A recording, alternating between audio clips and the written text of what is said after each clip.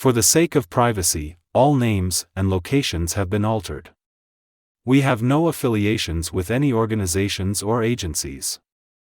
The talks that are being heard are meant to be both entertaining and educational.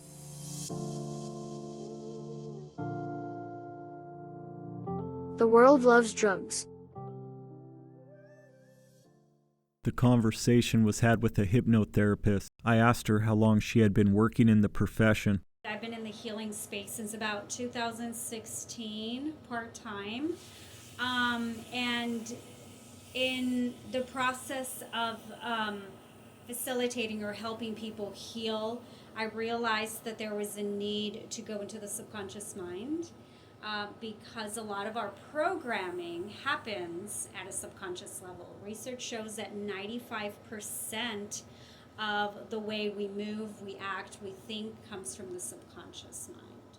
And so about over a year ago, that's when I integrated hypnotherapy and NLP.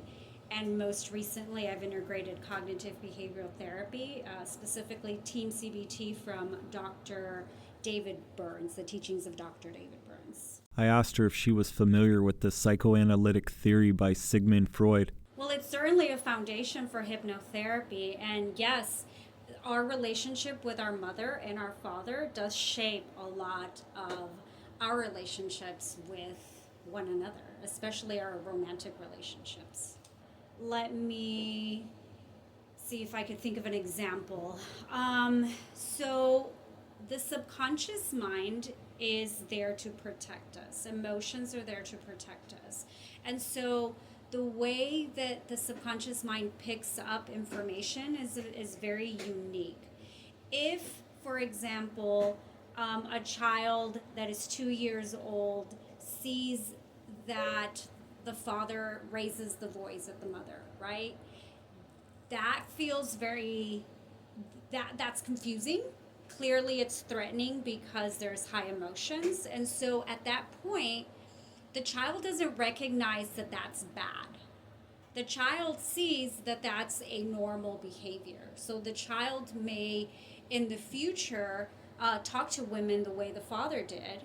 It's not right. He may know consciously that it's not right, that females don't like to be talked to a certain way, or anybody really for that matter. But that child has registered it as something that's okay because that is what the father modeled.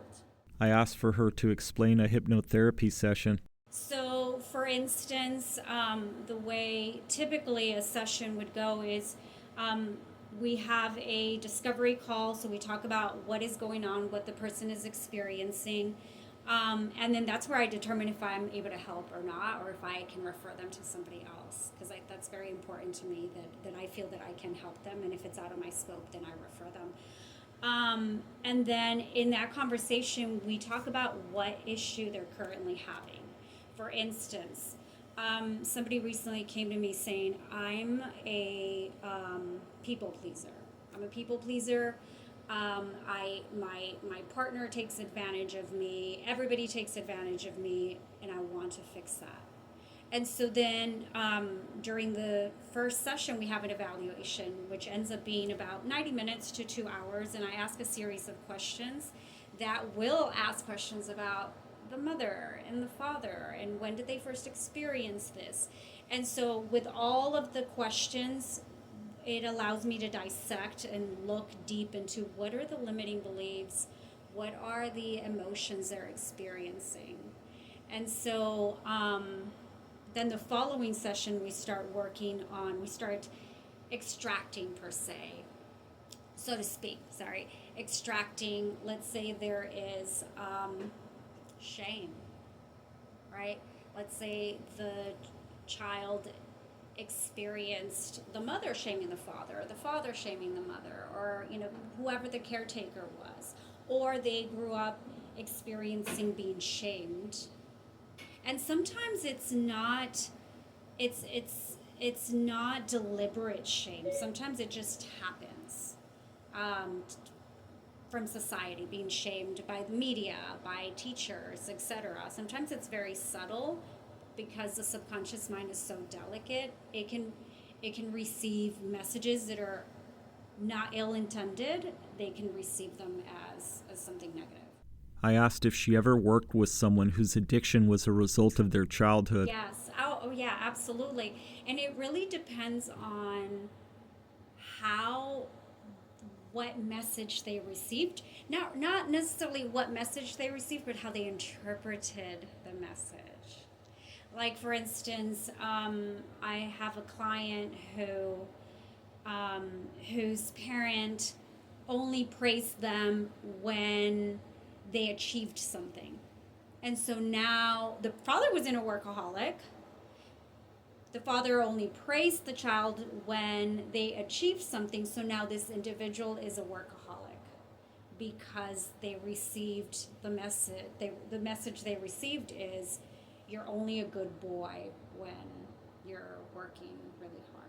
And so something so subtle, something so small, so subtle can have such a huge impact. And then I've also had clients who, yes, have a sex addiction or alcohol addiction or drug addiction because their father had that addiction. So they learned that their father coped that way, or they learned that that was okay, that was just normal, and so then they developed that habit as well.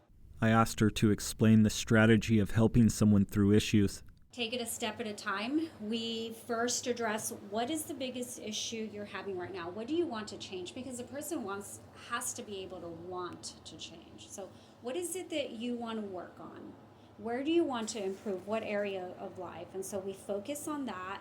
What is going on right now? We have a conversation, a series of questions that will allow me to look deeper into what emotions are trapped there. Are you carrying shame? Are you carrying anger? Are you carrying fear? Do you have the limiting belief that you're not good enough? Do you have the belief that in order to be loved, you have to make X amount of money?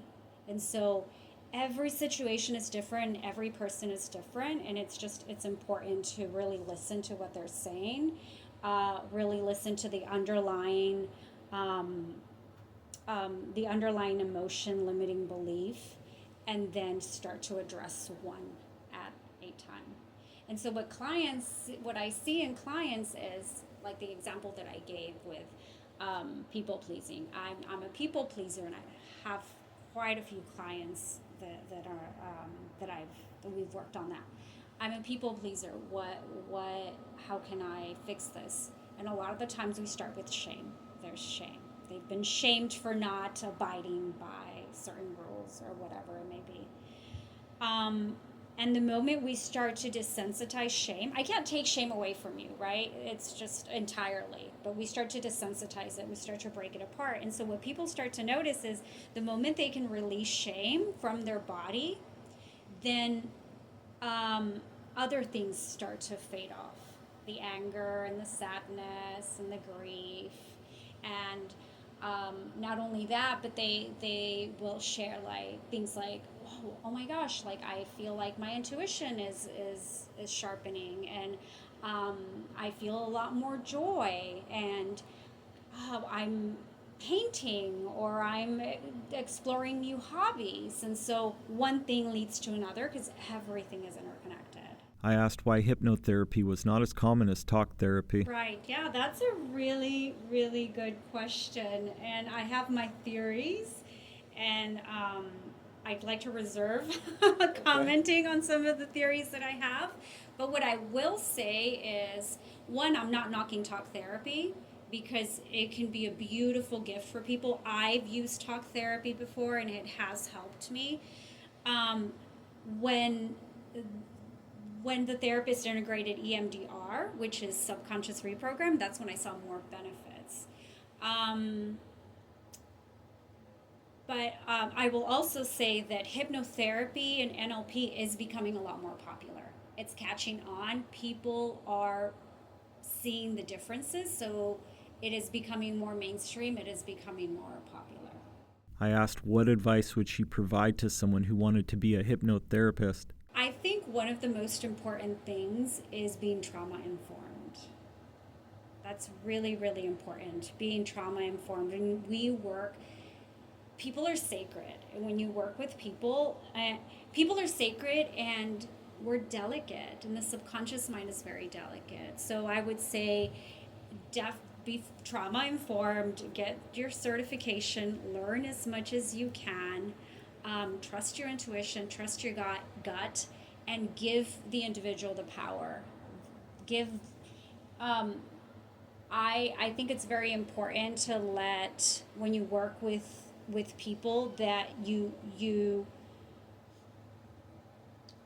don't come off as you're the god and you're the problem solver. You give them the power and remind them that they are in control, that they can heal themselves, and to trust themselves. The world loves drugs. Thank you so much. Yeah. I appreciate the talk. Yeah.